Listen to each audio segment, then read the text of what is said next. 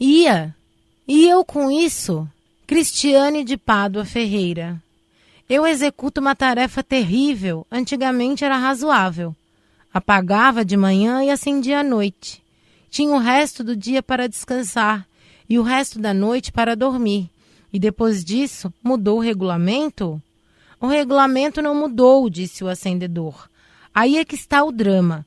O planeta, de ano em ano, gira mais depressa e o regulamento não muda. E diálogo extraído do livro O Pequeno Príncipe em sua visita ao quinto planeta. Recentemente, meu mundo cor-de-rosa foi abruptamente invadido pelo tema da reforma da Previdência. O universo paralelo da política, que por vez passamos a ignorar, nos bate à porta. A nova perspectiva de trabalhar até os 62 anos de idade, justo a idade na qual meu pai faleceu, acometido de um câncer avassalador, me assombra. Eu coloco minha história sob um novo prisma quando me pergunto se eu posso morrer antes de ter tido o privilégio de me aposentar e finalmente aproveitar a vida. Pelos novos critérios, caso não sejam novamente alterados, vou terminar a minha fase laboral após 40 anos de contribuição, o que representa para mim mais tempo de vida do que tenho hoje em dia. Tenho ainda, ao menos, 25 anos de trajeto nessa fase e me pergunto, o que esperar desses próximos anos? Nos últimos 10 anos, vimos grandes alterações nas relações de trabalho. Surgiram os motoristas de aplicativos como o Uber e o iFood. Eles não são empresários ou empreendedores, são apenas pessoas que saem para trabalhar todos os dias sem saber onde estarão no horário do almoço ou quantas horas vão trabalhar naquele dia e muito menos quanto dinheiro irão levar para casa no final do dia ou no final do mês. Esses profissionais estão totalmente sujeitos aos comandos de uma empresa sem serem considerados empregados ou terem qualquer direito garantido.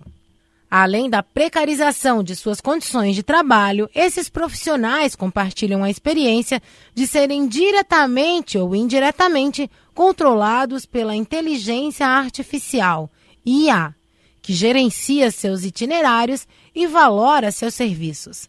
É o sistema que define por quais ruas eles irão passar e quanto irão receber ao passar por elas. Sabe-se que o valor não é apenas proporcional à distância percorrida, pois obedece à lógica do mercado, da oferta e da procura. Ou seja, eles não têm qualquer poder de influência ou compreensão sobre o sistema que os governam. A IA tem sido recebida pelo meio empresarial e governamental como resposta para todos os males. Afinal, um programa de computador pode ser altamente eficiente e produtivo sem nunca precisar de folga, férias, nem licença maternidade ou paternidade. Mesmo que o custo para obtenção e treinamento do sistema ainda seja elevado, esse custo pode compensar ao longo dos anos pelo ganho em escala. Harari, em seu livro Homo Deus, comparou o treinamento de um médico com o treinamento de uma máquina.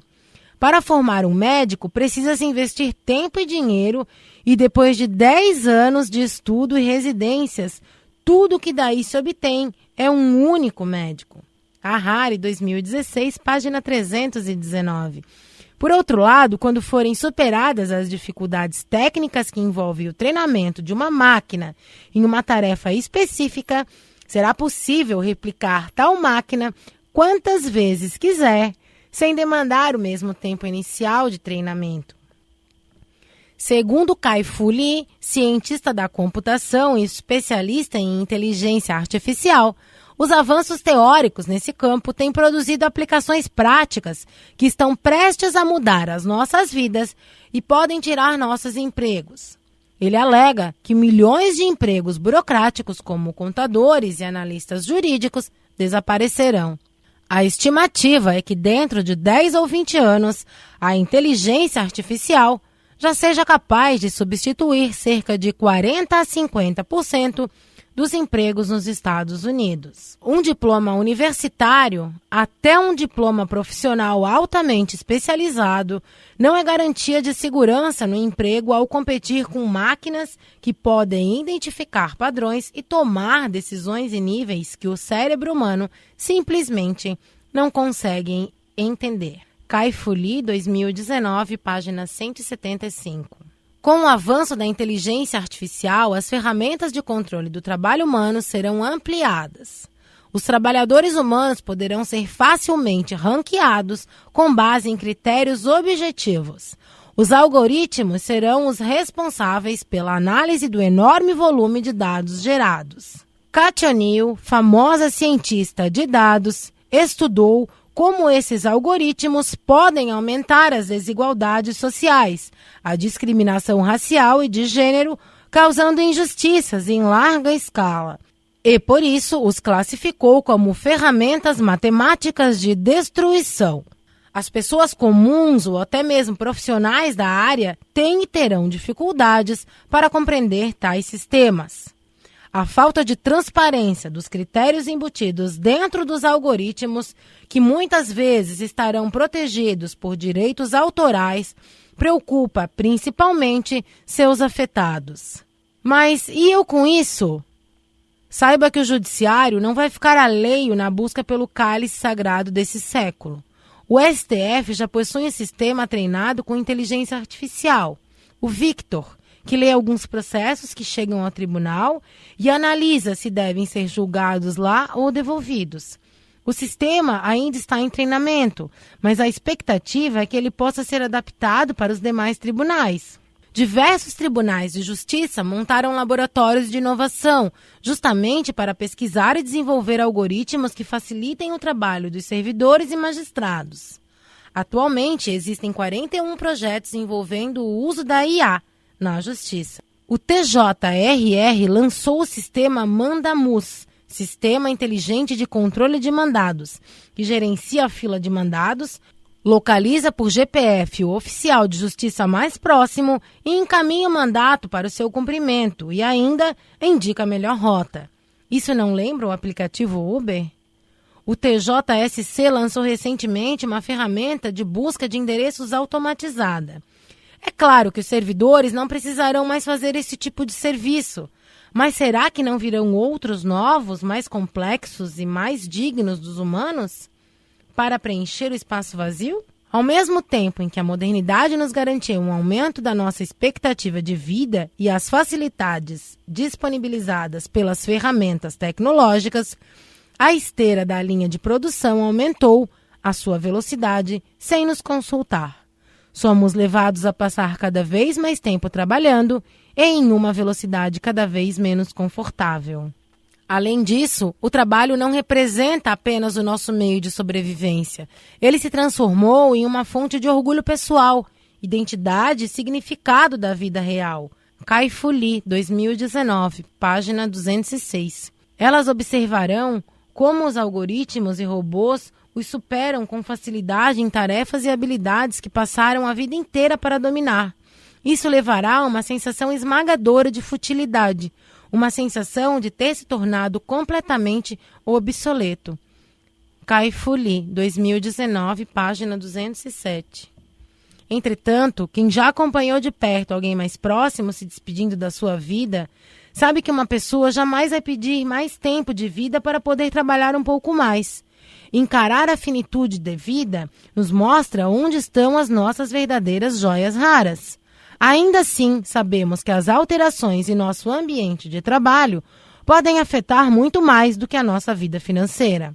Elas podem causar inseguranças sociais e psicológicas. As constantes alterações irão exigir criatividade, flexibilidade e necessidade de nos reinventar. Harari, 2016, página 329. Mas todas essas habilidades vão se tornando mais difíceis de se adquirir ou manter com o passar dos anos. Certa vez, durante uma das minhas viagens, observei um passageiro de um avião que utilizou todo o seu tempo de voo, cerca de 40 minutos, para trabalhar em seu notebook. Estávamos viajando a 800 km por hora. A mesma viagem de ônibus leva cerca de 15 horas. Enquanto isso, algumas perguntas ecoaram em minha mente. Por que colocamos tanto valor em nosso trabalho? Por que usamos o trabalho como um ranking social? Por que não paramos para apreciar o fenômeno da física, que é estar voando entre as nuvens? Por que não olhamos para as pessoas ao nosso redor? Por que evitamos nos conectar com outros humanos próximos e priorizar outros distantes? Por que sentimos orgulho de parecermos tão dedicados ao nosso trabalho? Por que deixamos o nosso trabalho invadir a nossa vida pessoal? Por que aceitamos estar 24 horas disponíveis para o trabalho, mas às vezes ficamos impacientes em gastar 5 minutos para prestar atenção em alguém que amamos? E por fim, quem ou que lucrou com esse tempo que o passageiro trabalhador ganhou? Cristiane de Pádua Ferreira, humana, valente, servidora do TJSC, formada em licenciatura em Física, USP, em Direito, FURB e mestranda em Direito, UFSC.